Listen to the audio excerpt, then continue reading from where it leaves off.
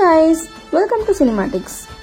Danglan, Pa Ranjit writing and direction la Vikram, Malavika, Parvati Thiruvottu, Daniel, Pasupati மற்றும் பலர் நடிச்சு release ஆன தங்லான் movie review தாங்க இன்னைக்கு பார்க்க போறோம். இது ஒரு பீரியாடிக்கல் மிஸ்டீரியஸ் ஆக்ஷன் டிராமான்றதால அரௌண்ட் 150 crores தேவைப்பட்டிருக்கு இந்த படம் உருவாக. இந்த மூவியோட run times 2 hours and 14 minutes. Around 19th centuryல கோலார் கோல்ட் மைன்ஸ்ல கோல்ட் டிஸ்கவர் பண்றப்போ அங்க உள்ள கோல்ட் மைனர்ஸ் வாழ்க்கையில நடந்த உண்மை சம்பவத்தை இன்ஸ்பயர் பண்ணி தாங்க பா ரஞ்சித் இந்த ஸ்டோரி எழுதியிருக்காரு. இந்த படத்தோட ஸ்டோரி பத்திரம் வாங்க. இந்த கதைக்களம் 1850s நடக்குது. தன் சொந்த விளைய நிலத்திலேயே அடிமாட்களா ஜமீன்தார்ட்ட வேலை செய்யற ஒரு கூட்டத்துல இருக்கிறவர் தான் விக்ரம்.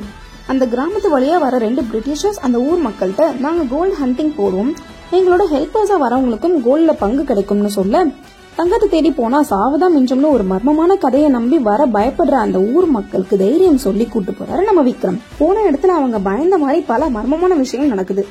இதுல இருந்து அவங்க எல்லாம் தப்பிச்சு கடைசியில தங்கத்தை கண்டுபிடிச்சாங்களா இல்லையான்றது தாங்க மொத்த படமே.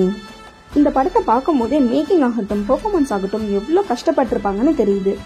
அதுவும் சின்சியர் ஆர்டிஸ்டான விக்ரம் ஆக்டிங் பார்க்கும்போது மனுஷன் உசுறு கொடுத்து நடிச்சிருக்காருன்னு நல்லாவே தெரியுது.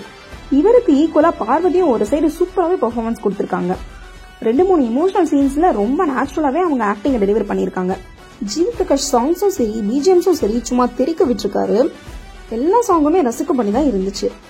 ஒரு சின்ன பிரச்சனை என்னன்னா வால்யூம் 1 point அதிகமா போய் ஒரு சில இடங்கள்ல இறைச்சலா தான் இருந்துச்சு. இது நான் பார்த்த தியேட்டர்ல சவுண்ட் மிக்சிங் ப்ராப்ளமா இல்ல நீங்களும் இதை எக்ஸ்பீரியன்ஸ் பண்ணீங்கன்னு கமெண்ட்ல சொல்லுங்க. விஷுவல்ஸ் பொறுத்த வரைக்கும் ஆல்மோஸ்ட் எல்லா ஷாட்ஸும் அவுட்டோர்ல இருந்ததால எல்லாமே ஸ்டன்னிங்கா தான் இருந்துச்சு. சினிமாட்டோகிராஃபர் கிஷோர் குமார் அவர் ஒர்க்கை நீட்டா பண்ணி கொடுத்திருக்காரு. எடிட்டர் செல்வா கிளைமேக்ஸ்ல ஒரு டே நைட் டிரான்சிஷன் எடிட் பண்ணிருப்பாரு பாருங்க, அதெல்லாம் செமையா ஒர்க் அவுட் ஆயிருக்கு படத்துல. ஒரு ஹிஸ்டாரிக்கல் மூவின்றதால ஆர்ட் டிபார்ட்மெண்ட், காஸ்டியூம் டிசைனர் எல்லாருமே அந்த பீரியடை நம்ம கண்முன் தத்ரூபமா நிறுத்திட்டாங்க. இவ்வளோ ஹார்ட் ஒர்க் அண்ட் எஃபர்ட் போட்டு படம் நல்லா வந்திருக்கான்னு கேட்டா டெக்னிக்கலி ஸ்ட்ராங்கான படமா இருந்தாலும் story and screenplay wise ரொம்ப வீக்கா தாங்க இருக்கு. அதனாலயே படம் இன்டென்ஸா இல்லாதது மட்டும் இல்லாம நம்மளால மூவியோட கனெக்ட் ஆகவும் முடியலங்க. அங்க ஒண்ணு இங்க ஒன்னு சீன்ஸா தான் இருக்கே தவிர மொத்த படமா நம்மளால கன்சியூம் பண்ண முடியல. ரொம்ப ஸ்லோவா தாங்க படம் நகருது. நான் கூட ஒரு ஸ்லோ பர்னா இருக்கும்னு பார்த்தா கடைசி வரைக்கும் பேர்ன் ஆகவே இல்லைங்க. ஒடுக்கப்பட்டவன் அதிகாரத்தை எதிர்த்து சண்டை போடுறான் அப்படின்றத பா ரஞ்சித்தோட யூஷுவல் டெம்ப்ளேட்ல ஒரு வித்தியாசமான கதை களத்துல எடுத்திருக்காரு. விஎஃப்எக்ஸ்லாம் நம்ப முடியே இல்லைங்க, இன்னும் கொஞ்சம் பெட்டரா பண்ணிருக்கலாம்.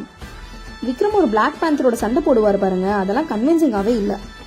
விக்ரம் அப்பப்ப தமிழ்ல மந்திரம் மாதிரி ஒரு வசனம் சொல்றாரு பாருங்க, அதெல்லாம் சுத்தமாவே புரியல. மேபி 1000ல் ஒருவன் மாதிரி 10 வருஷம் கழிச்சுதான் புரியும் போல.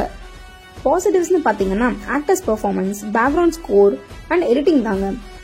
நெகட்டிவ்ஸ்னு பாத்தீங்கன்னா week story and poor screen play writing, ஒரு சுவாரஸ்யமே இல்லாத மெதுவாக நகரும் காட்சிகள். So if you are interested, go and watch the less impressive Danglan. Cinematics rating for this movie is 6 out of 10. Thank you guys.